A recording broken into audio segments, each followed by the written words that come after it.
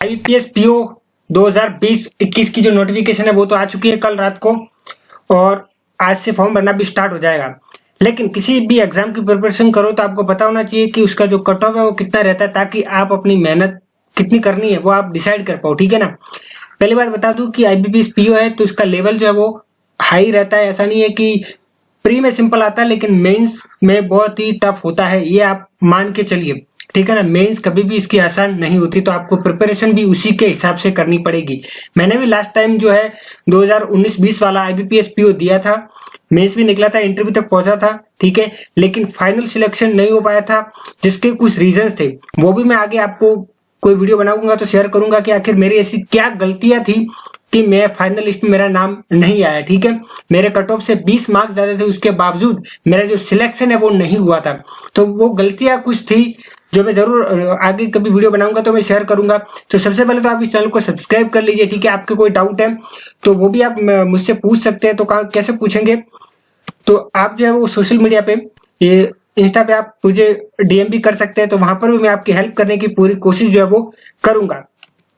तो चलिए बात करते हैं, सबसे पहले बात करते हैं प्री की कट ऑफ। तो प्री मैं आपको बता दूं, प्री जो है वो सिंपल होता है। यदि आप 7-8 महीने से प्रिपरेशन कर रहे हैं तो यकीन मानिए कि प्री जो है वो आपके लिए ज्यादा टफ होने वाली नहीं है।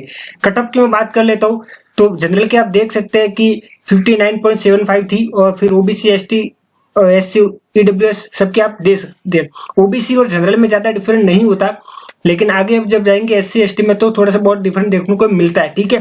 तो ये है प्री की कट ऑफ। तो 60 मान के चलिए, जनरल की 60 है, तो आपको फिर अटेम्प्ट भी उसी के हिसाब से करने पड़ेंगे। अटेम्प्ट के साथ एक्यूरेसी भी होनी चाहिए, तभी आपका प्री निकलेगा, ठीक है ना। तो प्री की भी मेहनत आपको लगातार करनी है। ऐसा नहीं है कि आप मेंस ओरिएंटेड करते जा रहे हो और प्री को हल्के में ले लिया। प्री का भी टेस्ट जो है वो लगाते रहे हैं। उसके बाद बात कर ले, देखिए कई बार क्या होता है, बहुत से लोगों को जैसे कि जनरल में 60 कट ऑफ था, मान लीजिए 60, तो 60 तो आ गई, लेकिन कई बार उनका 60 आने के बाद भी उनका प्री क्लियर नहीं होता। क्यों? क्योंकि सेक्शनल कट ऑफ भी निकालना होता है। तो लास्ट टाइम का आप सेक्शनल कट ऑफ लीजिए कि इंग्लिश में था वो कितना था, तो 10.50 था।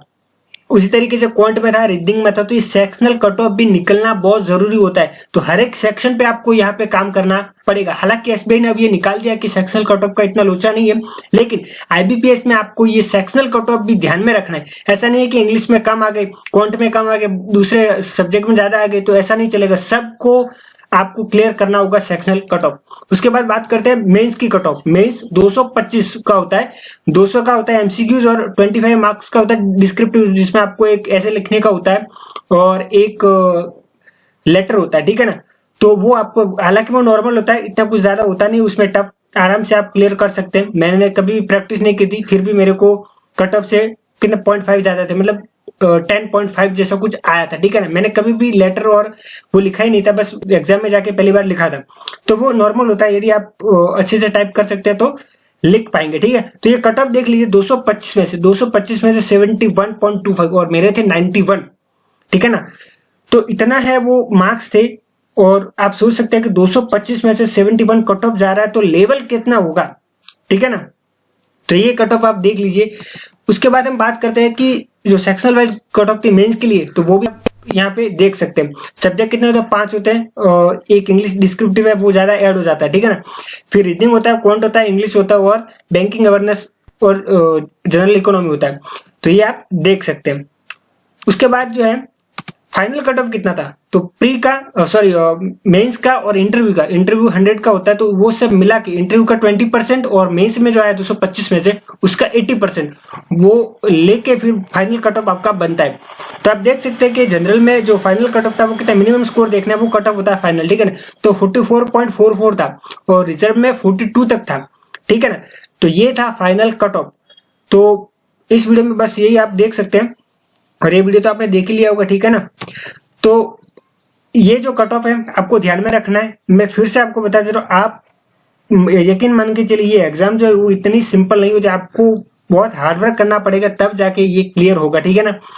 तो नेक्स्ट वीडियो में और कुछ बातें शेयर करेंगे जो भी मैंने कुछ सीखा है। वीडियो को देखने के लिए बहुत बहुत शुक्रिया। आप अपने दोस्तों के साथ इस वीडियो को शेयर जरूर कीजिएगा। Thanks for watching.